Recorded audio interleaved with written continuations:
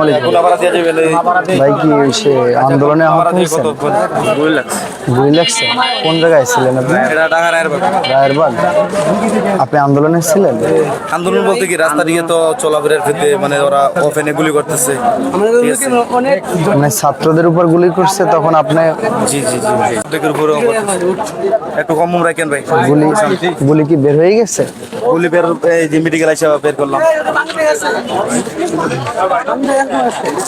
এটা কি গুলি না টিয়ার সেল ছিল?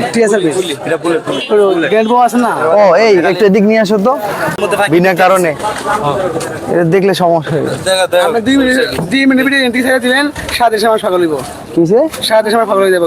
আরে ঘুমাইছে হ্যালো আছে মনে হচ্ছে আইজো দেখো মানে ভালো হইলে পর তোমাদের ভালো হতে কোনে ওখানে ক্লাব নেই। সেলান মান্দি লাগে সুদিন। ভাইয়ের নাম কি?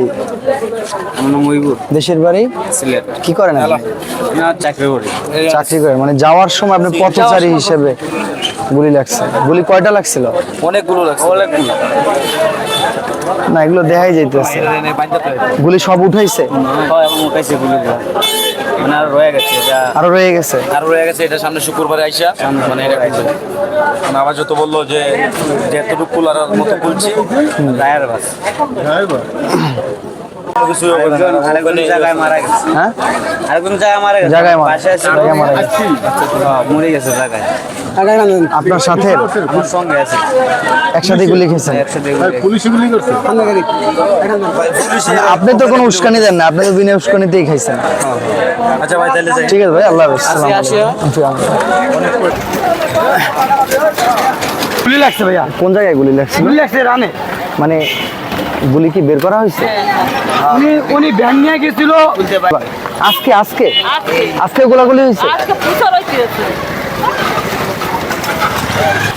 হ্যাঁ। উনি গুলি খাইছে তো আমার সামনে পড়তে পর আমি ওনাকে মেডিকেল নিয়ে আসছি। ওনাকে আমরা তো চিনি না।